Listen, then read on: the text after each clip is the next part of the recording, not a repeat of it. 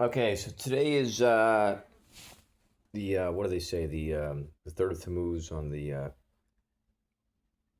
Jewish or the Jewish and or Jewish calendar according to the Chabadniks, basically generally accepted most of the time, here and there depending on the opinion.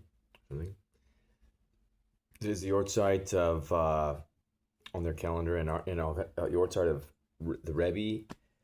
I think it's the sixth Rebbe of Lubavitch, Mendel Schneerson, perhaps the most important in the modern era. Rebbe, for me, what the Rebbe means to me is not only the study of Torah, not attributed to him, but attributed to, my college roommate was a half Russian Jew. He might have been full, but I think it was half. Played college golf. He called me. I actually met him on a golf course. The golf course is no longer there. It's called Ocean Meadows. Our nickname before it was Ocean Ghettos. It turned into a bird refuge right next to UCSB, right down the road where I lived and stayed and worked, and we had recently, basically. So, anyways, I was off selling books door to door, 80 something hours a week. After we met on the driving range, we had a burger or two at a shop. That shop was also no longer in existence, and the apartment complex is still there.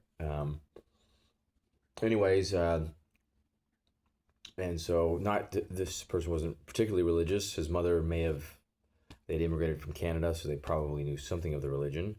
And my other best friend, he became my good friend, also a business partner of mine along the way. And my other best friend, his father designing weapon systems for the Israeli government in the 1980s. Not only the Israelis, but the United States and Jordan, and I think Germany and a couple of countries along the way. And him being my other best friend, he was a Christian at the time. Also reached out to me, attended my father's church and my church there in Santa Barbara for about 10 seconds. I was actually at his baptism, the only person, as far as I know, at his baptism. And after his father passed away, he became religiously Jewish for 10 seconds. Was recircumcised. Basically was. It became a little bit more religious after that. Held some different positions and so on and so forth. And he graduated UCSB when he was like 20, and then got his law degree after that, and did some consulting. And Stove's business is doing probably most likely fairly well. His brother's a professor up in Chicago. So these are my connections to. So later on, I became Brandon convinced me. One of my buddies convinced me meagerly to look into Judaism, and so I guess I was a proselyte. I was my family. One of the family lines, believe it or not, founded the largest. I think this is the largest Christian university in Southern California, Azusa Pacific University. The Pinkham-Dixon line, Bertha, a graduate of Brown back in the early 1900s, was one of the first presidents of the university, and that was his granddaughter. And the founder, William, believe it or not, despite what the history of the APU says on their quote-unquote website, he's actually one of the original founder of one of the schools that merged to form APU, basically. So that's the religious connection. My father being a Protestant minister for a career. My mother also has a couple of people in her line that were, religiously pastors and reverends and things like that. Nobody Jewish. My mother apparently has one of her grandmothers and also mine. Somebody was Jewish. The Romero, and I think the Baca line. Somebody from Spain. We were from the south of Spain on my mother's line. My grandfather being a chief master sergeant. I've told this story a couple of times. Anyways, this is about the Rebbe. These are my connections to the Rebbe. The church that I attended as a young lad before I became more religious, before I engaged in the study of Torah. I did not even know anything about Torah at all. Barely even read the Old Testament. I was a big student of the New Testament and a defender of the New Testament at the time.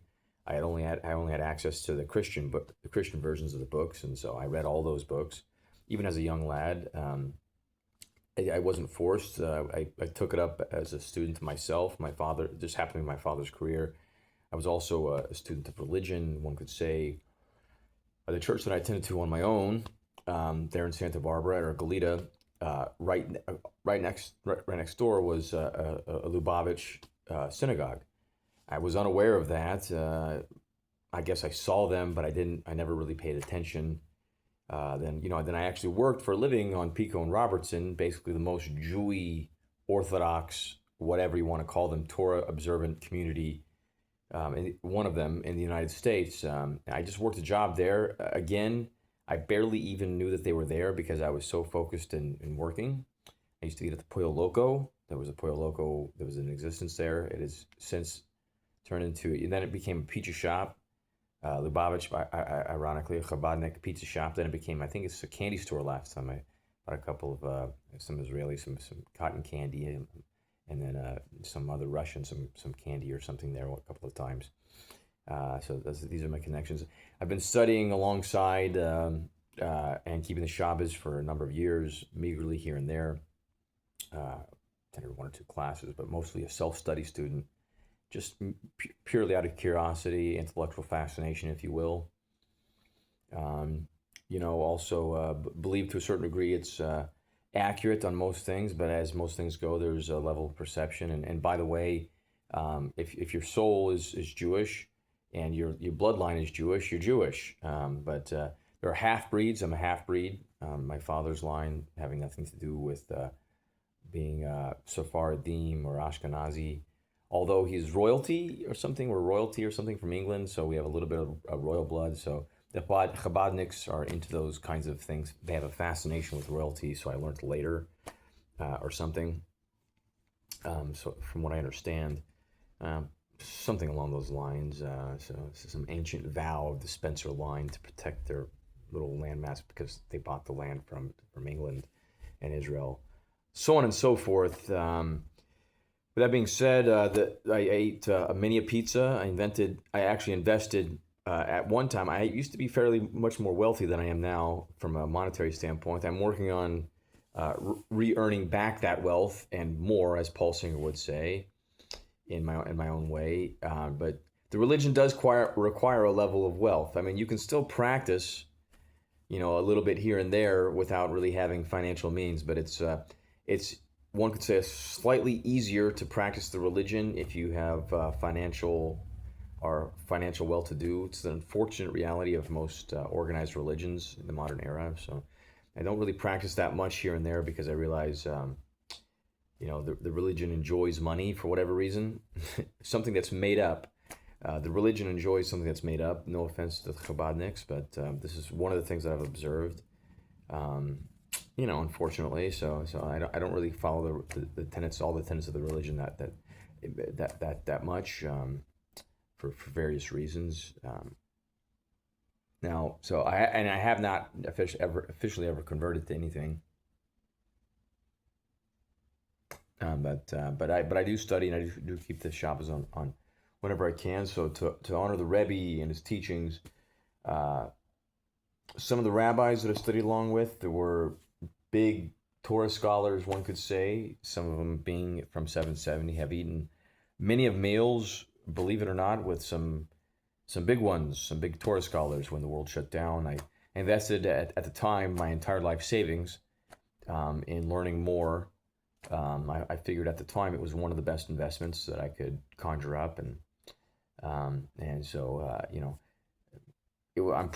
was probably a good decision. I'm grateful for that time that we spent eating meals or whatever, but some people became a little bit upset at that because I didn't, Anyways, the point is, long story short, I learned a lot from their websites and their recordings and the rabbis for a lot of years, many years, for 10 years, 8 to 10 years studying via some of their video recordings. Now, not so much anymore.